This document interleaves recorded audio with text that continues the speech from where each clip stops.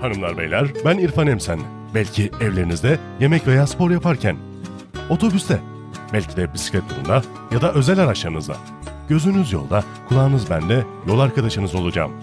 Şimdi hazırsanız sizler için seslendirdiğim Tolstoy'un İnsan Neyle Yaşar adlı eserini dinlemeye başlayabiliriz.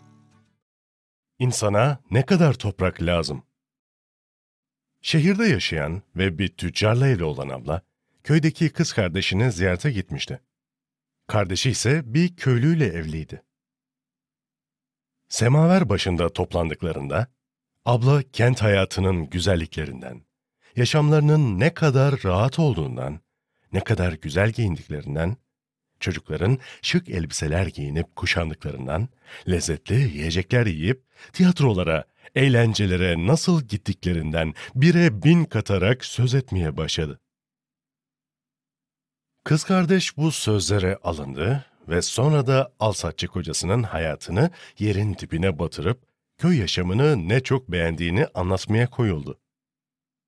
"Yaşadığım hayatı sizinkiyle değiştirmem," dedi. "Kaba bir hayatımız olabilir ama en azından kafamız rahat. Bizden daha iyi yaşadığınız doğru. Evet, ne var ki gereksinimlerimizden daha çoğunu kazanmanıza karşın her şeyinizi bir anda yitirebilirsiniz. Atasözünü duymuşsundur. Kârla zarar kardeştir. Bugün ekonomik durumu iyi olanlar bir bakmışsın yiyecek ekmeğe muhtaç olmuş. Bizim hayatımız daha güvenli. Belki o kadar imrenilesi değil fakat çok varlıklı olmasak da yiyecekten yana sıkıntımız yok." Abla alaylı bir sesle, "Elbette bu yiyecekleri domuzlarla ve ineklerle yemek istersen. Sen kibarlıktan ne anlarsın? Kocan ta şafaktan gün batımlarına kadar çalışsın, siz de çocuklarınızla beraber gübrelerin üzerinde yaşamaya devam edin." Küçük kardeş, "O kadar önemli mi bu?" dedi. "İşimizin kaba ve yorucu olduğuna sözüm yok. Fakat güvenli. Kimselere avuç açmadan yaşayabiliyoruz. Peki siz? Kentleriniz türlü yüz kızartıcı şeylerle dolu. Bugünlerde pek sorun yaratmaz ama peki ya gelecekte? Kocan kumarla, içki ya da kadınla yoldan çıkarsa? Her şey mahvolmaz mı o zaman? Böylesi şeylerle sık sık karşılaşmıyor musun?" Aile reisi Pahom, uzandığı şöminenin üstünden kadınların konuşmalarına kulak veriyordu. Harfiyen öyle diye geçirdi içinden. Biz köylü kısmı, çocukluktan başlayarak toprağa ekip biçmeye o kadar kaptırdık ki, böylesi şeyler düşünmeye vaktimiz kalmıyor. Kaygılandığım tek şey toprağımızın az olması. Eğer daha fazla tarlam olsaydı, kimselerden korkmazdım. Abla kardeş çaylarını bitirince giysilerden söz etmeye başladılar. Sonra da bulaşıklarını yıkayıp yattılar. Ne var ki şeytan şöminenin yanında durup bütün konuşmaları dinlemişti. Köyde yaşayan kadının kocasını övmesinden, adamınsa daha fazla arazisi olsa kimselerden korkmayacağını düşünmesine sevinmişti. "Oyun başlıyor," diye düşündü şeytan. "İstediğin kadar toprak verip seni egemenliğime alacağım." Köyün yakınında yaklaşık 300 dönümlük çok büyük bir toprağa sahip bir hanımefendi yaşıyordu. Köylülerle hiçbir sorunu olmamıştı bu kadının ama yanına eski bir askere yanaşma olarak alınca işler bozuldu. Bu yanaşma kestiği para cezalarıyla herkese yaka silktiriyordu. Pahom elinden geldiğince özenli olmaya çalıştıysa da başına sürekli aynı şey geliyordu. Atı hanımefendinin yulaflarına dalıyor ve bir ineği hanımefendinin bahçesine giriyor, danaları hanımefendinin otlaklarında otluyor, o da bütün bunlar için para cezasıyla karşılaşıyordu. Söylene söylene cezayı ödeyen Pahom, öfkeyle gittiği evinde bütün acısını karısından çıkarıyordu. Bütün yazı yanaşma yüzünden kötü geçirdi Pahom. Kış gelip de sığırlar ahırdan çıkamayınca ancak rahatlamıştı. Varsın hayvanların yiyeceğini kendi versin de. En azından derdi, tasası yoktu. O günlerde başlayan dedikodulara göre hanımefendi arazilerini satacaktı. Ana yoldaki hanın sahibi bu arazileri almak için girişimlere başlamıştı. Bu haber köylüleri çok kaygılandırmıştı. Arazileri hancı alırsa diyorlardı, kesilecek cezalarla hanımefendinin yanaşmasını bile mumlar atır bize. Hepimizin geçimi o arazilerden. Köylüler toplaşıp hanımefendiye giderek arazilerini hancıya satmamasını isteyip daha yüksek bir bedel önerdiler. Hanımefendi arazilerini onlara bırakmaya razı oldu. Sonraları köylüler kendilerinin bütün arazileri alması için uğraşmaya başladılar. Böylece bütün toprakları ortaklaşa ekip biçebilirlerdi. Bu konu hakkında tartışmak için kaç kez bir araya geldilerse de bir çözüme ulaşamadılar. Şeytan araya nifak tohumları ekmişti çünkü. Nihayet bu toprakları her birinin alabileceği ölçüde paylar halinde alması kararına vardılar. Hanımefendi onların bu önerisine de evet dedi. Aradan biraz zaman geçince Pahom komşularından birinin 50 dönüm arazi aldığını, paranın yarısını hemen, kalanını bir yıl sonra ödeyeceğini duydu, içi hasetle doldu. Vay canına dedi içinden. Arazilerin hepsi elden çıkarılıyor. Bense bir karışlık yer bile alamayacağım. Gidip karısıyla konuştu. Herkes alıyor dedi. Ne yapıp edip 20 dönümde biz almalıyız. Geçim yükü giderek ağırlaşıyor. Şimdiki yanaşma kestiği cezalarla iflahımızı kesiyor. Biraz toprağı nasıl alabileceklerini düşünüp taşınmaya başladılar. 100 ruble biriktirmişlerdi. Bir tay ve biraz arı sattılar. Oğullarını para kazanması için gurbete yolladılar. Paham'ın maaşını da önceden alıp kayınbiraderine de birazcık borçlandıktan sonra arazi için ödeyecekleri paranın yarısını denkleştirdiler. Parayı yanına alan Pahom, biraz ağaçlı, 40 dönümlük bir yer beğendi. Hanımefendiyle fiyatta anlaşıp tokalaştılar. Pahom, hanımefendiye biraz kapora verdi. Kalan borç için de kente inip senet hazırladılar. Pahom yarısını peşin, yarısını da 2 yıla yayarak ödeyecekti. Artık Pahom da arazi sahibi olmuştu. Borç aldığı tohumları ekti topraklarına. O yıl ürün iyiydi. Bir yılı bile bulmadan bütün borçlarını temizledi. Artık kendi arazisinin efendisiydi. Ekip biçiyor, sığırlarını kendi otlağına salıyordu.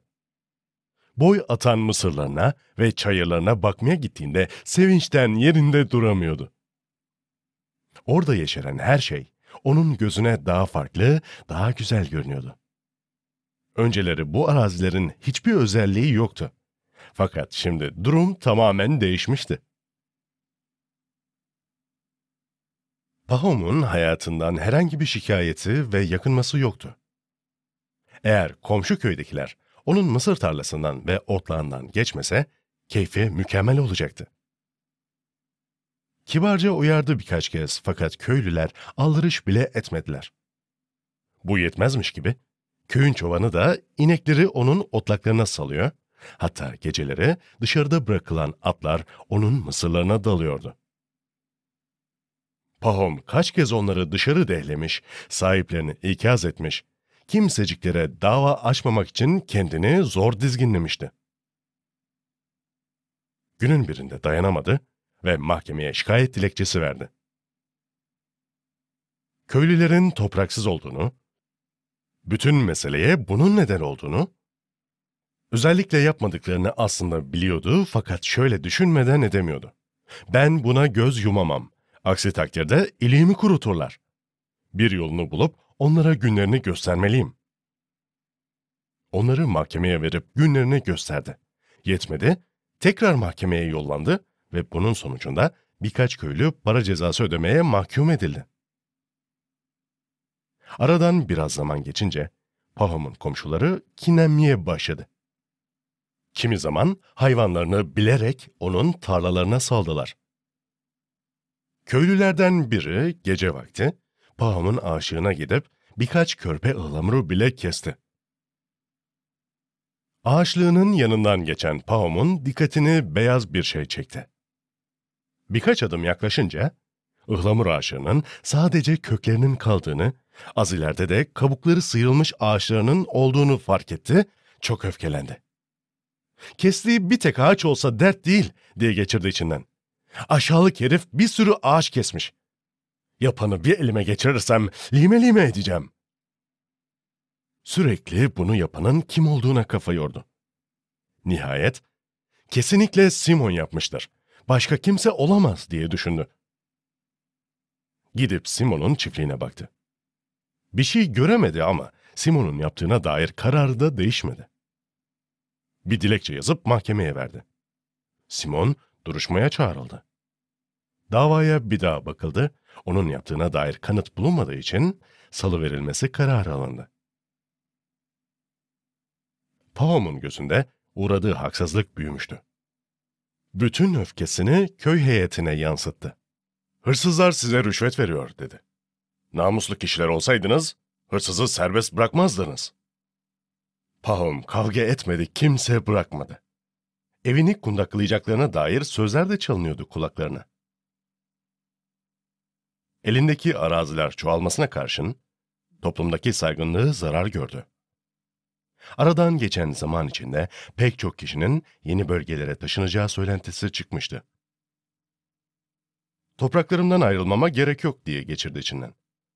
"Birileri taşınırsa bizim yerimiz bollaşır. Onların sattığı toprakları alır, arazilerimi genişletirim. Hayatım iyice kolaylaşır. Hem bu halimin çok iyi olduğu falan yok." Pahom bir gün evinde otururken yolu köye düşen bir çiftçiyi konuk etti. Köylüyü ağırlayan Pahom ona nereli olduğunu sordu. Köylü, Volga'nın diğer tarafından geldiğini, orada yaşadığını belirtti. Pahom bununla ilgilenince adam pek çok kişinin oraya taşındığını söyledi.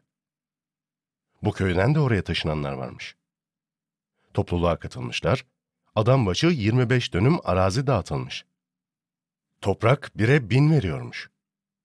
Oraya sadece üstündeki gömlekle gelen köylü, artık 6 at, 2 inek sahibiymiş.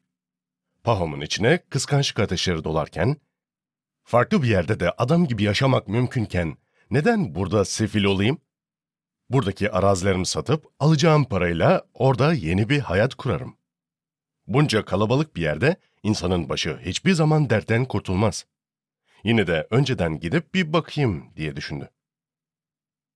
Baharın son günlerinde yola çıktı. Bir vapura binip Volga üstünden Şamara'ya geçti. Yaklaşık 300 mili de yürüyerek geçip adamın sözünü ettiği yere vardı. Orada gördükleri adamın anlattıklarını doğruluyordu. Herkese yetecek kadar arazi vardı. Her köylüye 25 dönümlük ortaklaşa ekilip biçilecek arazi verilmişti. İsteyenler parasını ödeyip bu topraklara daha ucuza sahip olabiliyordu. Durumu yerinde inceleyen Pahom, sonbahara doğru evine dönüp her şeyini satıp savmaya başladı. Arazisini ve hayvanlarını sattı. Topluluk üyeliğinden çıktı.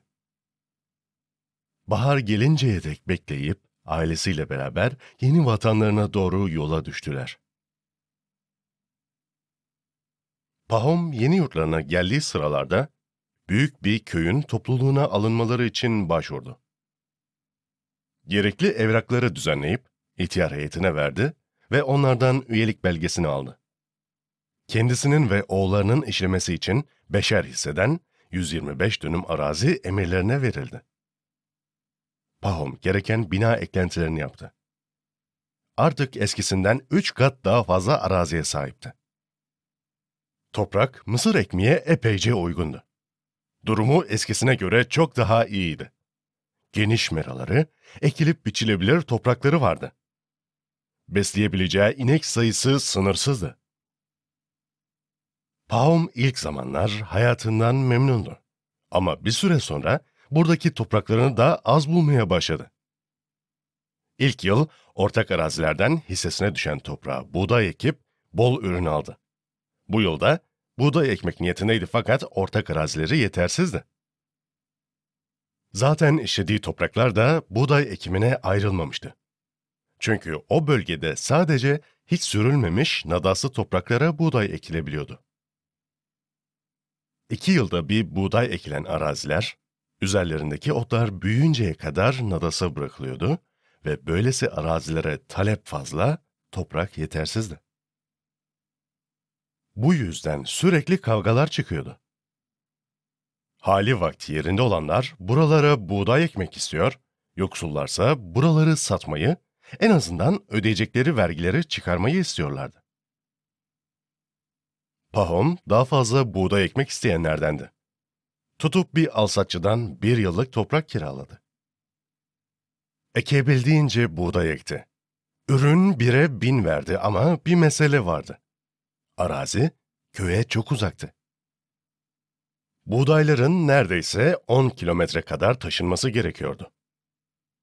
Aradan biraz süre geçtiğinde Pahom, kimi alsatçıların uzak çiftliklerde yaşayıp servet edindiklerini fark edince, tapusu bende olan biraz arazi alsam, üzerine bir çiftlik evi yaptırsam her şey yoluna girerdi diye düşündü. Bu meseleye günlerce kafa yordu. 3 yıl boyunca toprak kiralayıp buğday ekmeği sürdürdü. İyi ürün alıyordu ve para bile biriktirebiliyordu. Aslında hiç yakınmadan yaşayıp gidebilirdi ama her yıl toprak kiralamak için ter dökmek gözünü yıldırmıştı. İyi araziler olduğu bilinen yerlere köylüler hemen doluşuyor ve bir anda satılıyordu. Elinizi çabuk tutmadığınızda hava alıyordunuz. 3. yıl başka bir çiftçiyle birlikte çayır kiraladılar. Aralarında anlaşmazlık baş gösterip de çiftçiler dava ettiklerinde orayı da sürmüşlerdi. Davayı kaybettiler. Paraları ve emekleri boşa gitti. Pahom kendi toprağım olsaydı kimsecikler karışmadan ekip biçerdim ve bunlarla uğraşmazdım diye düşünüyordu. Pahom kendisine toprak aramaya başladı. 1300 dönümlük toprağı olan fakat eli darda olduğu için bu toprağı satmak isteyen bir köylüyle tanıştı. Kıran kırana pazarlık edip yarısı peşin yarısı senetle ödenmek koşuluyla 1500 rublede karar kıldılar. Geriye sadece sözleşme yapmak kalmıştı. O sıralarda yolu oradan geçen bir yabancı, atını yemlemek için Pahom'un evine geldi.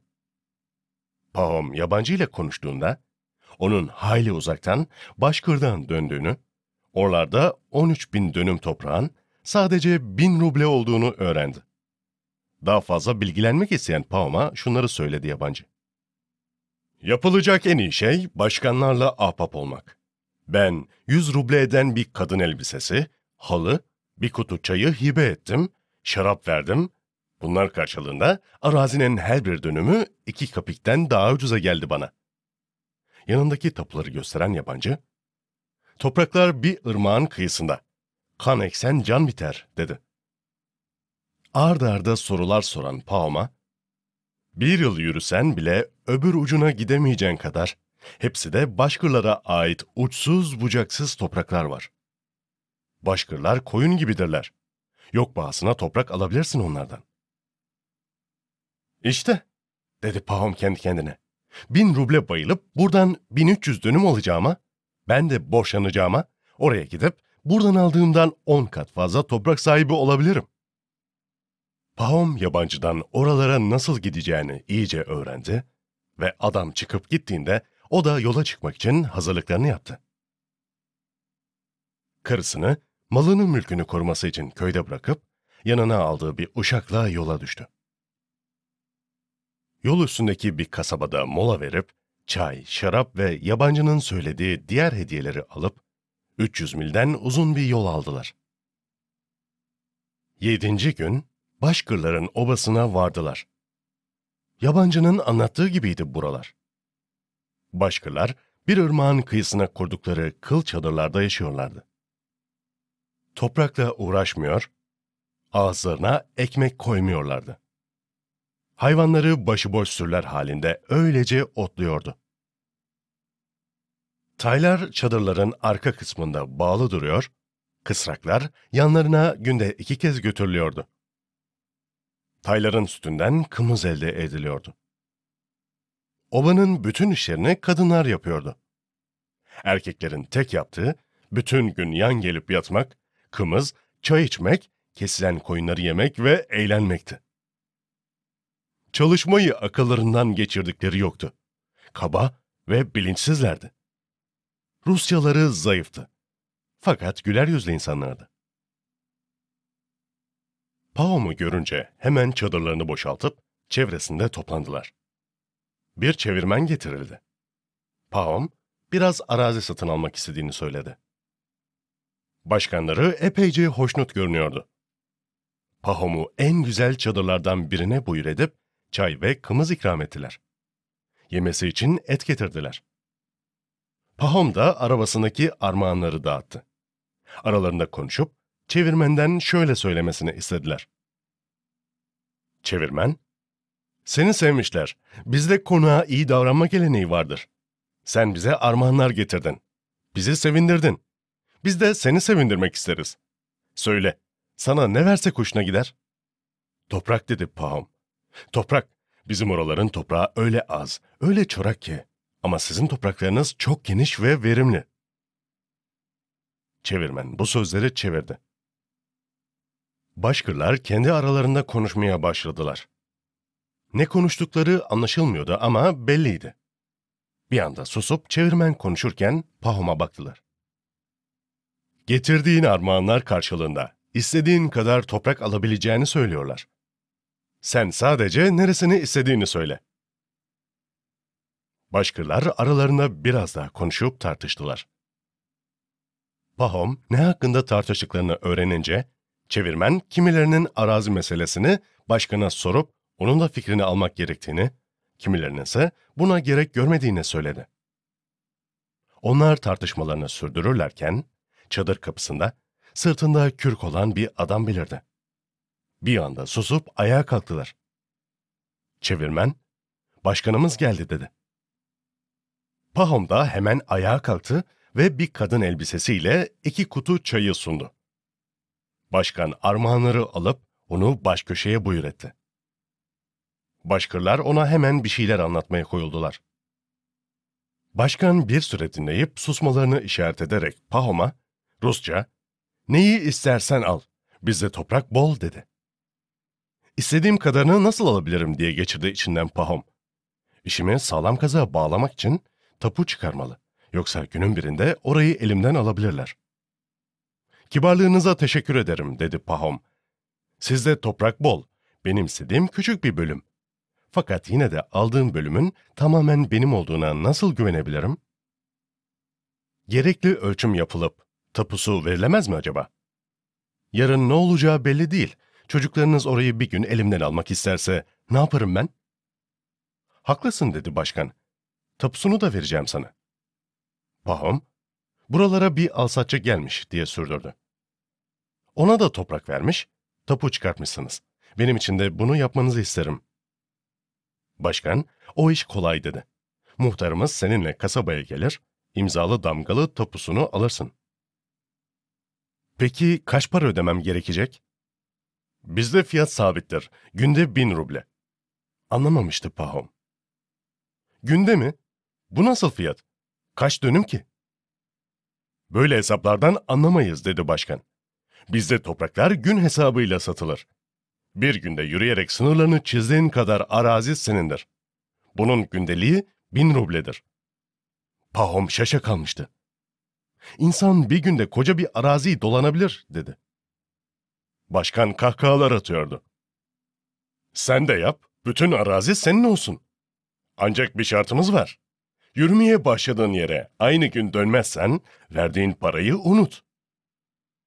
"Ama geçtiğim yerleri nasıl belirleyeceğim?" "Kolay. Senin istediğin bir uzaklığa kadar gidip orada dururuz. Sen de oradan başlayıp yanındaki kürekle daireni belirlersin. İstediğin yeri işaretlersin. Her dönüşünde bir çukur açıp Otları üzerine yığarsın. Aradaki yerleri de biz işaretleriz. Fakat unutma, ne kadar büyük bir daire yapsan da, gün batmadan başladığın yere dönmek zorundasın. O zamana dek ne kadar yeri işaretlediysen kendi malın say. Buna bayılmıştı Pahom. Ertesi sabah erkenden başlamayı kararlaştırdılar. Bir süre daha konuşup kımız içtiler, et yediler. Karanlık çökmüştü artık. Başkırlar Pahom'a rahat bir yatak serdiler. Sabahleyin kararlaştırılan noktaya gideceklerini söyleyip iyi geceler dilediler. Pahom yatağa uzandığında aklında sadece alacağı topraklar vardı. Onları düşündüğü için uyuyamıyordu. Koca bir alanı işaretlerim diye düşünüyordu. Günde 35 mile su içinde giderim. Ne de olsa günler uzun. 35 millik bir daire ne kadar toprak eder ama. Elverişsiz bölümlerini satar ya da köylülere bağışlarım. En verimli kısımlarını kendime alır eker biçerim. Olmadı 2 öküz daha alır, 2 de ırgat bulurum. Bir kısmını işler, kalanını mera yaparım. Sabaha kadar uyuyamadı Pahom. Tan atımına yakın biraz daldı. Gözlerini kapadığında hemen düş gördü. Şu an bulunduğu çadırda yatıyordu. Dışarıdan gelen kahkaha seslerini duydu. Kim olduğunu görmek için dışarı çıktı. Başkırların başkanı çadırın önünde oturmuş kahkahalar atıyordu. Ona yaklaşan Pahom, "Niye gülüyorsun?" dedi. Fakat bu adam artık başkan değil de daha önce evine atlarını yemlemek için gelen ve buradaki arazilerden söz eden adamdı. Pahom tam "Sen ne zaman geldin buralara?" diye sormaya davranmışken adam evine gelen yabancı olmaktan çıkmış, hayli zaman önce konuştuğu, Volga'dan gelen adama dönüşmüştü. Daha sonra ne görse iyi. Hayır, Volgalı da değildi bu. Bildiğimiz kuyruklu, boynuzlu şeytandı orada öylece gülen. Şeytanın ayaklarının önünde ise yalın ayak, pantolon gömlek yatan bir ölü vardı. Ölü, Pahom'du. Ürpertiyle uyandı. "Aman, rüya işte," dedi kendi kendine. Çadırın ağzından baktı. Tan ağrıyordu. "Gidip onları uyandırayım. İşe başlama vakti," dedi. Başkırlar uyanıp toplaştılar. Kımız içtiler, Pahom'a çay sundular. Fakat o yerinde duramıyordu. "Artık gidelim," dedi. "Vakit boşa geçiyor." Hepsi birden toparlanıp yola koyuldular. Yarısı atlı, yarısı ise arabalıydı. Pahom da uşağıyla beraber kendi arabasındaydı. Yanına bir de kürek almıştı. Stepe çıktıklarında gök bakır rengindeydi. Başkırların Şıhan adını verdiği bir yamaca çıktılar. Atlarından, arabalarından inip bir yerde toplaştılar. Başkan, Pahom'un yanına gelip dümdüz uzanan toprakları gösterdi. "Gözünün görebildiği her yer bizim. Ne kadar istiyorsan alabilirsin." Başını çıkarıp yere bırakan başkan, "İşaretin bu. Başladığın ve bitireceğin yer burası. Çevresini dolanacağın her yer senin olabilir." Parayı çıkarıp başlığın üstüne bıraktı Pahom. Paltosunu da üstünden sıyırdığında ceketiyle kaldı. Kemerini çıkarıp beline doladı, yelek koluna ufak bir azık çıkını ve matara koyup uşağından küreği aldı. Artık dolanmaya başlayabilirdi. Bir zaman nereden başlamasının daha iyi olacağını düşündü. Hiçbir yer vazgeçilir görünmedi gözüne. Hepsi bir dedi. Doğuya gideyim. Yüzünü doğuya çevirip güneşin yüzünü göstermesini bekledi. Oyalanmamalıyım dedi sonunda. Sıcak bastırmadan daha rahat yürürüm. Güneşin ilk ışınları ufukta belirdiğinde Pahom elindeki kürekle daldı stepe. İlk yürüyüş hızı tam kararındaydı. Yaklaşık 1 mil gidip derin bir çukur kazdı ve yeri belli olsun diye ot yolup üstüne yığdı. Yürümeyi sürdürdü. Uykulu halinden sıyrılınca hızlandı. Bir süre daha gidip başka bir çukur açtı. Dönüp arkasına bakan Pahom, bayırı, orada duran insanları, araba tekerlerinin parladığını görüyordu. Yaklaşık 3 mil yürüdüğü kararına vardı. Sıcak iyiden iyiye bastırıyordu. Ceketini çıkarıp omuzlarına atarak yürümeyi sürdürdü. Sıcak giderek dayanılmazlaşıyordu. Güneşe şöyle bir bakıp kahvaltı vaktinin geldiğini düşündü. Şimdi geri dönmek için çok erken. Çizmelerimi de çıkarayım hele diye söylendi.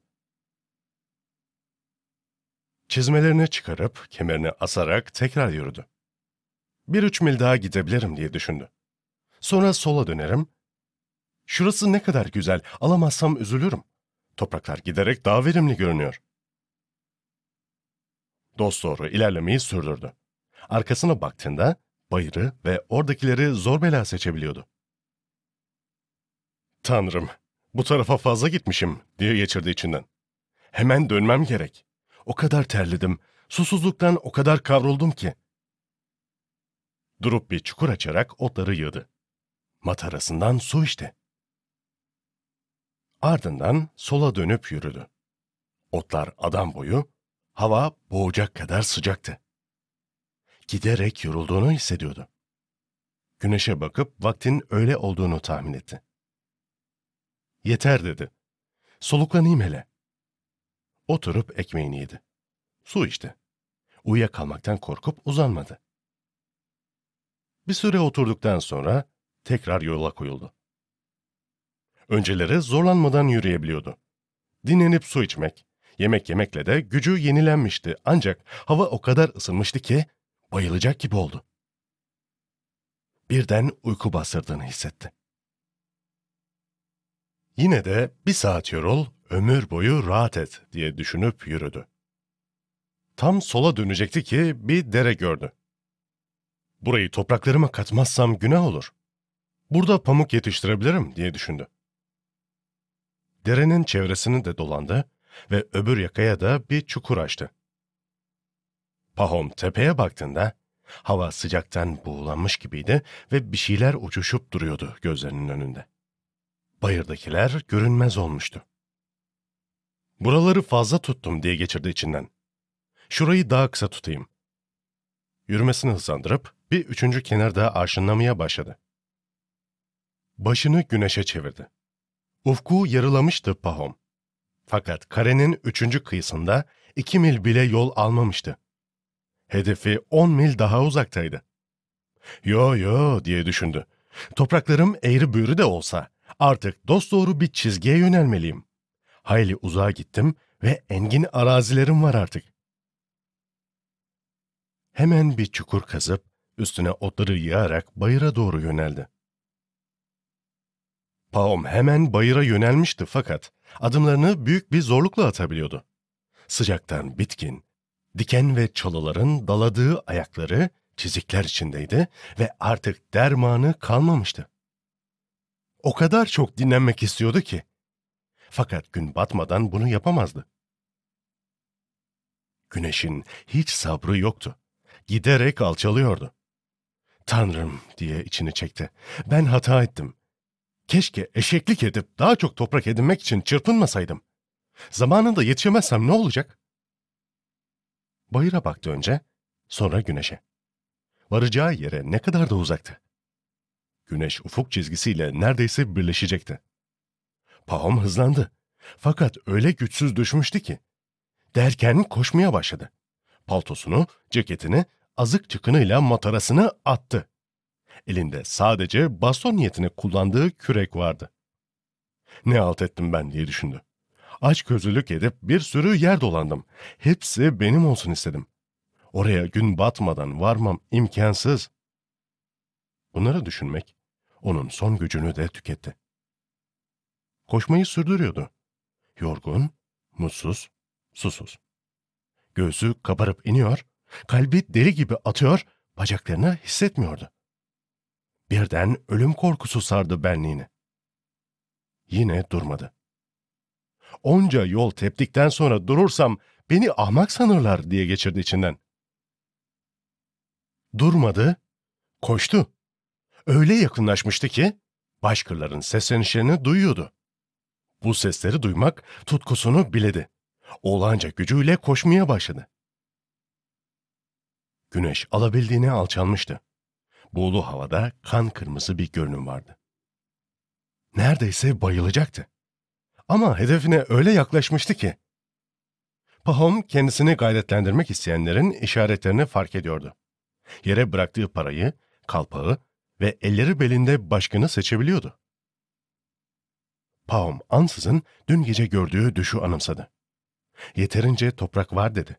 Ama Tanrı bu benim toprakları ekip biçmeme izin verecek mi? Oraya asla varamayacağım. İyice alçalmış güneşe baktı. Bir bölümü artık görünmüyordu.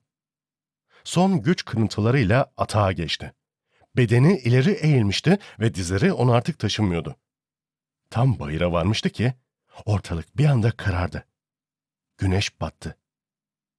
Olanca emeğim boşa gitti diye inledi. Durmaya karar vermişken başkalarının seslenişlerinin kesilmediğini fark etti. Kendisi bulunduğu yerden güneşi göremiyordu ama bayırdakiler görebiliyordu. Derince soluklanıp bayırı tırmandı. Burada gün ışığının kırıntıları vardı da. Bayıra çıkıp kalpağı gördü. Başkan kalpağın önünde, böğürlerini tuta tuta gülüyordu. Bir kez daha düşü geldi aklına. İnledi. Dizlerinde derman kalmamıştı. Yere kapaklanıp kalpağa uzattı ellerini. "Bir sürü toprağın oldu!" diye bağırdı başkan. Uşağı hemen koşup yetişti. Onu yerden kaldırmaya uğraştı ama Pahom'un ağzından kan sızıyordu. Son nefesini vermişti. Uşağı küreği alarak Pahom'a uygun bir mezar kazıp gömdü. 2 metrelik toprak doyurmuştu Pahom'un gözünü. Hanımlar beyler, 1. bölümü tamamladık. Bey ve Uşağı adlı 2. bölümde yeniden görüşmek üzere.